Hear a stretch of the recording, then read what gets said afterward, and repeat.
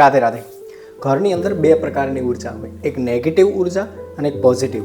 નકારાત્મક ઉર્જા અને સકારાત્મક ઉર્જા, આ બંને ઉર્જા અલગ અલગ રીતે રહેતી હોય.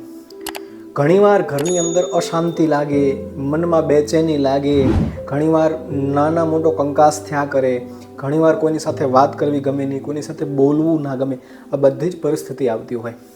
અને પરિવારમાં રહેતા હોઈએ તો સ્વાભાવિક છે કે આ બધી પરિસ્થિતિને આપણે કંટ્રોલમાં રાખવી પડે. અને સૌથી વધારે વડીલ વ્યક્તિઓ જે છે એને ઘરની અંદર જ્યારે અશાંતિ ઊભી થાય ત્યારે સમજી લો કે ક્યાંક ને ક્યાંક આપણા ઘરની અંદર નેગેટિવિટી આવી છે, ક્યાંક ને ક્યાંક પોઝિટિવિટી ઓછી થઈ છે. હંમેશા વિચારો, વાત કહેવાની પદ્ધતિ, બોલવાની શરૂઆત જો પોઝિટિવથી જ થતી હોય ઘરમાં તો સમજવાનું કે આપણા ઘરની ઉર્જા સારી છે.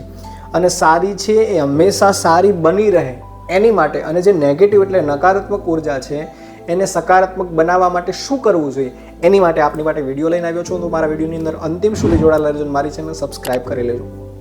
તમારા ઘરની અંદર જ્યારે નેગેટિવ ઉર્જા આવતી હોય, નકારાત્મક ઉર્જા આવતી હોય ત્યારે સૌથી પહેલું કામ એ થાય છે કે તમારા વિચારો નેગેટિવ બની જાય, તમારી ક્રિયા નેગેટિવ બની જાય, ભોજન, કામકાજ, પાણી, બધી જ વસ્તુ ધીમે ધીમે ખરાબ થતી જાય.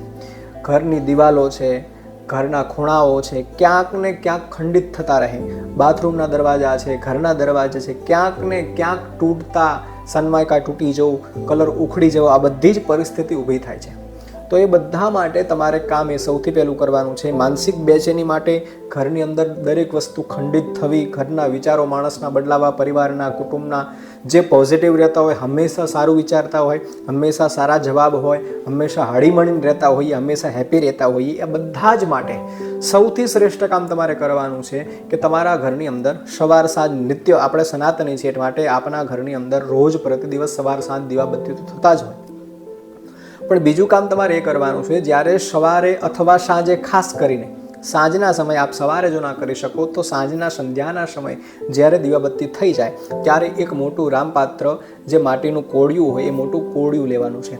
એની અંદર છાણા લાકડાનું બરોબર લાલ થાય એવો અગ્નિ કરવાનો છે. એ અગ્નિ કરી, અગ્નિ શાંત થાય એની અંદર થોડો ગુગળ પધરાવવાનો છે. અને ગુગળ પધરાવ્યા પછી બરાબર ગુગળ પધરી જાય એટલે કે બરાબર ધુમાડાની સુગંધ આવવા લાગે, જે ગુગળ સારો મળતો હોય એ ગુગળ જ લેવાનો છે. અત્યારે ચીલા ચાલુ ગુગળ મળે છે એવા લેવાના નથી. જે કાંકરીવાળો ગુગળ આવે છે અથવા આખા મોટા ટુકડા આવે છે એ પણ આપ લઈ શકો છો. પણ એ સિવાય બને ત્યાં સુધી જે ઓરિજિનલ ગુગળ છે એના સિવાયનો કોઈ ગુગળનો ઉપયોગ કરવાનો રહેતો નથી. અત્યારે જે અવેલેબલ મળે છે બજારની અંદર વાટકાઓ ગુગળના, એ ઉપયોગ કરવાનો નથી. પણ જે કાંકરી ગુગળની હોય છે ને આખો ટુકડામાં ગુગળ છે, એ ગુગળનો ઉપયોગ કરવાનો છે. એ અંદર પધરાવવાનો છે. એ જે અગ્નિ ચાલે છે એની અંદર પધરાવવાનો છે. ધીમે ધીમે અગ્નિ બંધ થઈ જશે, એનો ધુમાડો થશે. ધુમાડો થયા પછી જ્યારે તમને સુગંધ આવવાની શરૂઆત થાય અને બરાબર અગ્નિને કરવાનો છે. અગ્નિ ઠંડો થવો ના જોઈએ અને ધુમાડો ના થાય એવી રીતે કરી અને પછી તમારા ઘરના હોલની અંદર, બેડરૂમની અંદર, કિચનની અંદર, કોઈ પણ જગ્યા, સ્ટોર રૂમ છે અથવા બહારની બાલ્કની જે છે ઘરની, તમારા ઉપરના જેટલા માળ હોય ત્યાંની છે, અથવા ફ્લેટમાં રહેતા હોય તો ઘરના જેટલા રૂમ છે, આ બધા જ રૂમની અંદર આ કોળિયાને ફેરવવાનું છે. અને વધારે નહીં તો 7 મિનિટ સુધી એક રૂમમાં એ કોળિયું મૂકવાનું છે. અને એ મૂક્યા પછી 7 મિનિટ પૂરી થાય ત્યારે બીજા રૂમમાં, એવી રીતે વારાફરતી બધા રૂમને, હોલમાં 7 મિનિટ સુધી રાખવાનું છે. પછી તમે બહારની બાલ્કનીમાં મૂકી શકો છો. આ કર્યા પછી તમારા ઘરની એનર્જી બદલાશે. અને આ કાર્ય તમારે બને તો રોજ કરી શકો છો, અથવા રોજ આપ ના કરી શકો તો ચોક્કસ એક દિવસ છે રવિવાર. રવિવારના દિવસે સંધ્યાના સમયે તમારે આ પ્રયોગ નિત્ય કરવાનો રહેશે. દર રવિવાર તમે આ પ્રયોગ કરશો તો તમારા ઘરની જે નેગેટિવિટી છે એ ધીરે ધીરે દૂર થશે અને ધીમે ધીમે પોઝિટિવિટી આવશે.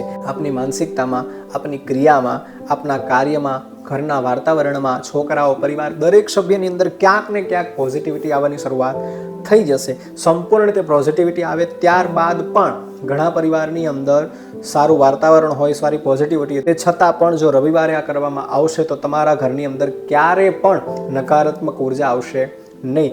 માટે જેના ઘરની અંદર પોઝિટિવિટી છે એ પણ કરી શકે છે. જેના દ્વારા તમારી પોઝિટિવિટી ઘરમાં છે, સકારાત્મક ઉર્જા છે એ જળવાઈ રહે, એની અંદર ક્યારેય નેગેટિવિટી આવે નહીં. આ પ્રયોગ કરશો તો ચોક્કસ તમારા ઘરની અંદર, પરિવારની અંદર, સ્વભાવ, વિચાર, વાણી બધાની અંદર ખૂબ જ સારી હેપીનેસ અને ખૂબ જ સારું વાતાવરણ બન્યું રહેશે આપના ઘરની અંદર. માટે ચોક્કસ આ ઉપાય કરજો. અને આપને આ કેવો લાગ્યો ઉપાય જરૂરથી મને જણાવજો. અને રાધે કૃપા ગૌ સેવા ધામ મારી ચેનલ સબસ્ક્રાઈબ કરજો, લાઈક કરજો, શેર કરજો. આપ સૌને રાધે રાધે.